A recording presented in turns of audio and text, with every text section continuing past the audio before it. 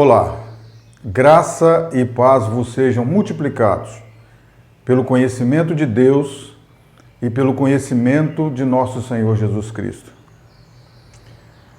Nós estamos falando sobre a igreja dos nossos dias, a igreja da nossa época, a igreja de Laodiceia. A igreja de Laodiceia, ela vai viver no meio de um turbilhão de propostas de ativismos. É impressionante o número de coisas que aconteceram depois da Segunda Guerra Mundial. Querido, se lá na igreja de Tiatira, logo depois que vem Sardes, e a Bíblia é traduzida para a língua popular, e a gráfica pode publicar a palavra de Deus e espalhar a palavra de Deus, e em contrapartida disso, vem todos os descobrimentos científicos. O homem em 1600, a maioria dos descobrimentos por volta do ano de 1600. O homem vai descobrir a eletricidade, vai aparecer alguém declarando a formação planetária, como é que os planetas se organizam, formato da Terra, Nicolau Copérnico, Galileu Galilei, Isaac Newton, todo mundo dessa época. Logo depois da Reforma Protestante, começam a aparecer, então, os descobrimentos científicos. Tudo paralelo. A nossa geração é a geração da água transformada em vinho. E, segundo o Senhor lá na festa, ele diz, todo organizador da festa, ele serve primeiro o vinho bom, e quando o vinho já está todo mundo saciado, ele serve o outro vinho. E você guardou o melhor vinho até agora. Querido, o melhor vinho é a opção de ser eu e de ser você. Isso é maravilhoso, porque você não vê a possibilidade disso. Nós estamos vivendo dias que, em contrapartida do melhor vinho, existe o ativismo, agora, recentemente, o ativismo antirracista. Ele é legítimo? Ele é legítimo. Mas as ferramentas que ele usa são legítimas? Não. As ferramentas que ele usa não são de cristianismo. Aparece a Greta Thunberg fazendo campanha. Ela fez uma greve escolar a favor de alguma coisa na natureza. E ela vira celebridade mundial. Você, há pouco tempo atrás, ouviu falar de uma moça chamada Malala, uma paquistanesa, celebridade mundial. Então nós vivemos dias que nos são apresentados esses ícones ativistas e você não vê a igreja. A igreja não tem voz, a igreja não tem uma mensagem. E você vai dizer para mim, mas é possível que seja verdade, porque a igreja sempre foi sufocada. Querida, a igreja ela não tem ativismo porque a igreja desistiu de ser igreja. A igreja de Laodiceia, lá no Apocalipse, capítulo 3, versículo 15, está escrito assim, eu sei as tuas obras, que nem és frio nem quente. Tomara que foras frio ou quente. Você é morno. O Senhor está falando a respeito dessa igreja. Uma igreja morna. O ativismo dela é para que se vai lá no Congresso Nacional estabelecer o dia da Bíblia. Isso é muito importante para a história do cristianismo, que tenha no Brasil o dia da Bíblia. Quando você propõe algum ativismo, o camarada ele está na televisão fazendo um ativismo contra o aborto, contra a ideologia de gênero. Ele não está envolvido com aquilo que ele foi chamado para se envolver. Você se lembra lá no princípio da igreja? Recebereis poder ao descer sobre vós o Espírito Santo de Deus, e vocês vão ser minhas testemunhas. Faz uma continha comigo. O ministério de Jesus vai ser aproximadamente 1.260 dias, ou 42 meses. E a palavra igreja, no original, eclesia, ela significa chamados para fora. Então eu e você, nós somos chamados para fora do ativismo para poder falar de Jesus. Mas a igreja dos nossos dias, ela não conhece Jesus. Por que ela é morna? Porque ela não sabe quem é Jesus. Ela não sabe quem é Jesus. Você acredita nisso? Nós chegamos numa geração em que as pessoas sabem tudo sobre os costumes da igreja. Tudo que pode fazer, o que não pode fazer, o horário para se chegar, se fizer determinada transgressão, tenha determinada punição, mas não sabem nada de Jesus. Nada de Jesus. Nada de Jesus. Nós chegamos no pós-guerra e algumas nações envolvidas nos processos, então, de se organizarem como nação. Entre elas, estava a Índia. E aparece, então, um homem chamado Gandhi. E ele começa a fazer ativismo. Mas o ativismo do Gandhi é um ativismo segundo as suas crenças, segundo a sua fé. Ele é hindu. E ele vai fazer, então, um ativismo sem armas. Ele vai fazer um ativismo sem protestos. Ele vai falar com as pessoas que ele precisa de ajuda. Então ele vai percorrer o mundo tentando convencer líderes mundiais a quando se tiver uma reunião lá na ONU, onde se vai se decidir se a Índia pode ou não se tornar um país independente. A Índia está vivendo nessa época sob domínio inglês. E o Gandhi sai com essa proposta, ativista, mas segundo princípios dele, segundo a sua fé. E alguém chega para ele e diz, olha, você fala coisas assim que fazem de você um camarada muito próximo de um cristão. Você não gostaria de ser cristão? E o Gandhi vai dizer assim, eu conheço o seu Cristo, eu amo o seu Cristo, mas eu não entendo o seu cristianismo. Querido, fala muito, não fala? Uma igreja que quer falar de alguém que ela não conhece. Ela não conhece. Quando você chega num dos profetas do Velho Testamento, existe um lamento de Deus dizendo, o meu povo está sendo destruído porque lhe falta conhecimento. E a minha saudação com você aqui é que você seja cheio do conhecimento de Deus e do conhecimento do Senhor Jesus Cristo. Porque o ativismo, ele é proveitoso para essa vida aqui. Para essa vida aqui. Você sabe por quê? Que as pessoas estão fazendo campanha para que você não coma carne? A desculpa deles é que a camada de ozônio está sendo afetada pela criação de bovinos. É mentira. É porque existe uma agenda mundial para que se faça culto à Mãe Terra. E você está sendo envolvido nisso. Ah, você não liga para a carne? Não tem problema. Mas a proposta é um ativismo que leve você a cultuar um Deus pagão. Ou que você se envolva no paganismo.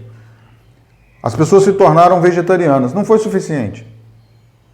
Agora existe uma nova nomenclatura.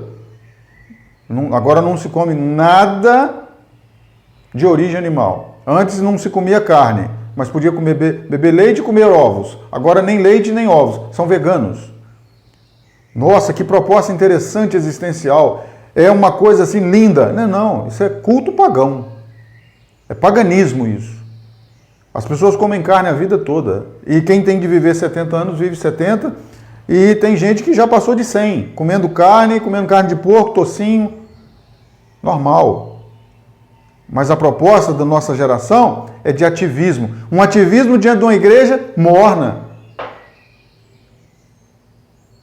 Aqui no Brasil não acontece isso, então a gente pode falar.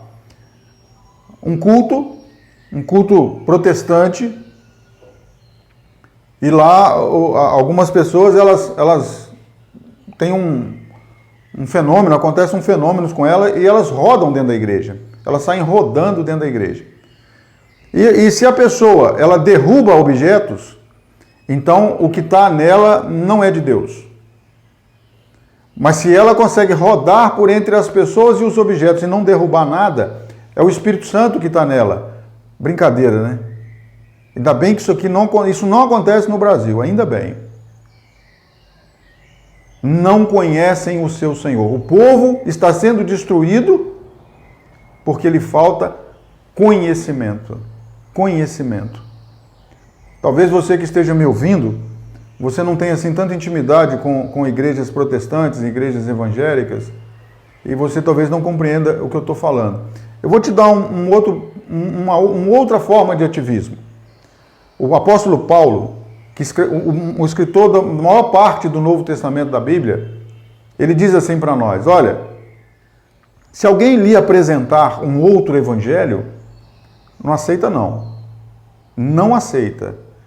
Se eu mesmo, Paulo, dizendo, lhe apresentar um outro evangelho diferente do que eu já lhe apresentei, me expulsa, manda eu embora. Mas nós conhecemos um evangelho disfarçado. Eu vou recitar para você e ver se você conhece.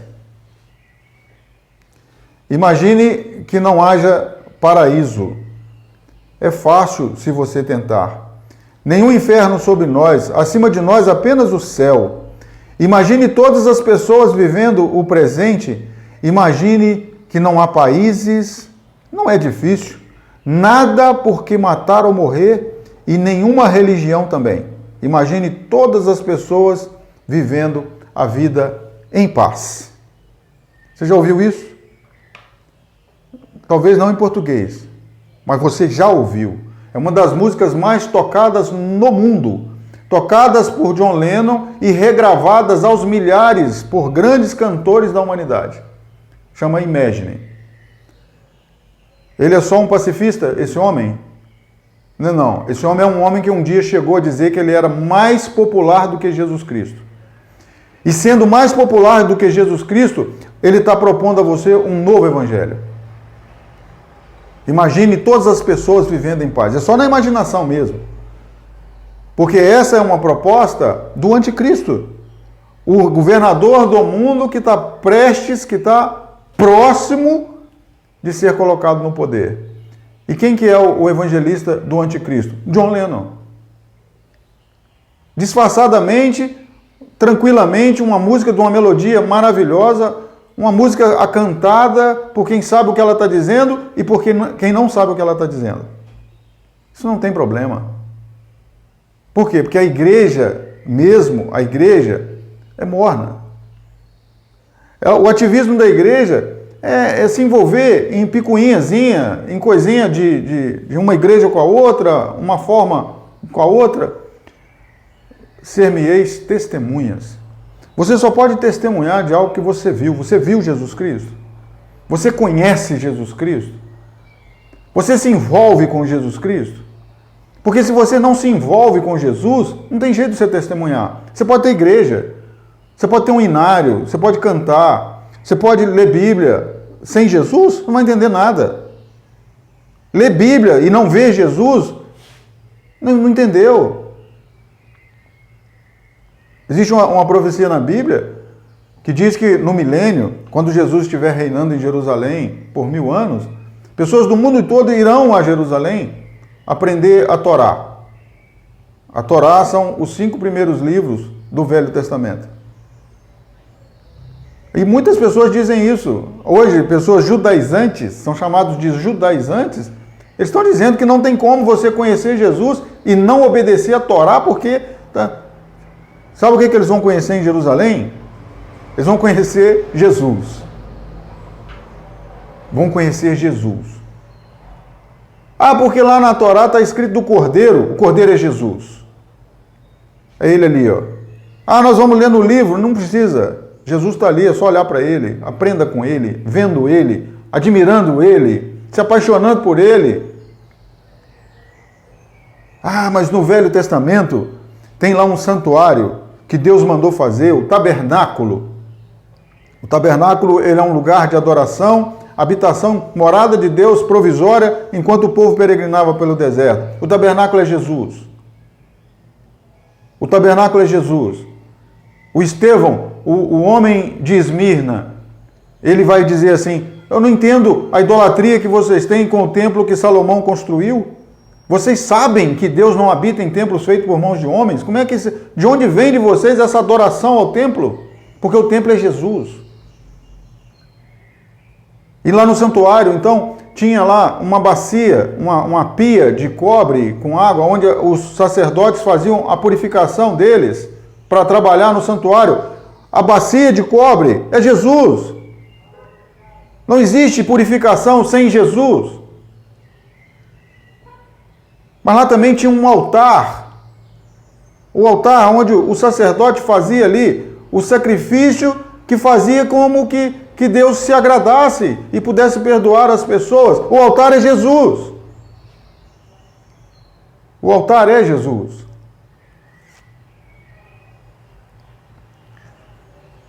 O sacerdote entrava no santuário. Ele entrava no santuário. O santuário era dividido em duas partes. Tinha uma parte mais profunda, que ele entrava só uma vez por ano, e só o sumo sacerdote. Lá naquela parte, onde ele entrava só uma vez por ano, tinha um objeto conhecido como propiciatório. O propiciatório é Jesus. Você vai ler assim no Novo Testamento. Porquanto há um só Deus, e um só mediador. Mediador, se você não sabe, é alguém que entra no meio de uma guerra, no meio de uma batalha, e tenta promover a paz. Então, existe uma guerra entre o homem pecador e Deus. Existe um mediador, um só, um único mediador entre Deus e os homens, Jesus Cristo, homem. O autor faz questão de frisar, homem. Ah, porque Jesus ele é Deus. Ele é Deus lá no céu. Aqui na terra, ele veio como homem, para poder ser, então, mediador entre mim e entre você e Deus. O que as pessoas vão aprender sobre Torá? Vão aprender Jesus. Vão aprender Jesus. E o que a igreja devia estar testemunhando? Jesus. A igreja deveria estar testemunhando Jesus. Se a gente for plagiar Agostinho, um dos sábios da igreja romana, ele fala, anuncia o evangelho o tempo todo. O tempo todo anuncia o evangelho. E se for preciso, use palavras. Use palavras só se for preciso. Mas então como é que se anuncia Jesus? Vivendo. Vivendo se anuncia Jesus. Sendo se anuncia Jesus. Aí o espanto do Gandhi. Eu amo o seu Cristo, mas eu não compreendo o seu cristianismo. Não é possível compreender o seu cristianismo. Então, queridos, nós vivemos numa geração em que a igreja ela precisa se encontrar. Ela precisa voltar ao princípio e ela perceber que o poder do Espírito Santo sobre ela só tem uma finalidade. Uma única finalidade. Testemunhar de Jesus. Se for preciso, fale. Mas o Espírito Santo vai te capacitar. Ele vai te invadir para possibilitar a você ser alguém que você não consegue ser naturalmente. Ele vai possibilitar que você seja alguém com um chamado, com um propósito. O John Lennon vai dizer assim, nada pelo que matar ou morrer. Por que ele está falando do Evangelho? Porque nós lemos lá na igreja de Esmirna, a igreja sem defeito, que alguém que fosse fiel não receberia o dano da segunda morte. Ser fiel até a morte. Fidelidade até a morte. E ele propõe então um novo evangelho. Nada pelo que matar ou morrer. É lindo, mas não tem Jesus. É uma proposta de religião sem Jesus. É uma proposta de religião que está invadindo o nosso tempo, a nossa terra. E ela vai prosperar. Ela vai prosperar porque é profético. Aí você vai ver alguém aí no YouTube dizendo para você, porque se a igreja do Senhor se unir e orar e buscar o Senhor e ele recitar textos dos Velhos Testamentos, dizendo, se o povo que se chama pelo meu nome se humilhar e orar e buscar a minha face, Deus não vai impedir a profecia. A profecia vai se cumprir, porque a boca do Senhor falou que vai acontecer. Ela não vai parar. Mas para nós existe uma promessa. Outra carga vos não porei. Assim como você foi fiel, tendo pouca força, guardaste a palavra, não negaste o meu nome, eu te guardarei da hora da aprovação que há de vir sobre o mundo para provar os que habitam sobre a terra. Deus não vai parar a profecia por minha causa e por sua causa. Deus vai me guardar, vai me preservar. Deus vai me sustentar. Não importa o que aconteça. Eu não tenho promessas de Deus de que Ele pararia o mundo por minha causa. Mas eu tenho promessas de Deus que Ele me guardaria em qualquer que fosse a situação mundial, em qualquer que fosse a catástrofe, em qualquer que fosse o dano, em qualquer que fosse o desafio. E por que as pessoas ficam recitando versículos do Velho Testamento? Porque não conhecem Jesus. Não conhecem a Jesus. É um momento de ter vida nele. É um momento de resgatar Jesus. Um ministério, vou repetir, de 1.260 dias ou 42 meses. Talvez isso faça sentido para você. É o testemunho da igreja. É o que a igreja vai testemunhar. A igreja não vai fazer coisas, malabarismos para convencer ninguém que Deus é poderoso. Não vai. A igreja não vai fazer coisas grandiosas. Olha, se você tiver fé do tamanho de um grão de mostarda, você vai dizer a esse monte. Então não vai. Não vai, porque a sua missão não é transportar monte. A sua missão é testemunhar de Jesus. Difícil? É um monte maior? É a proposta, querido. É a proposta. Chega um momento na história da humanidade em que todas as coisas são conclusivas agora. Todas as coisas são conclusivas. Se nós tivermos oportunidade de irmos conversando sobre profecia, você vai ver que nós chegamos no limite. Isto diz o amém. Isso diz o amém. Ele está finalizando as coisas. E é um momento, então, de restauração minha e sua. Vamos pegar e vamos compreender. Poder do Espírito para testemunhar. Testemunhar. Amém?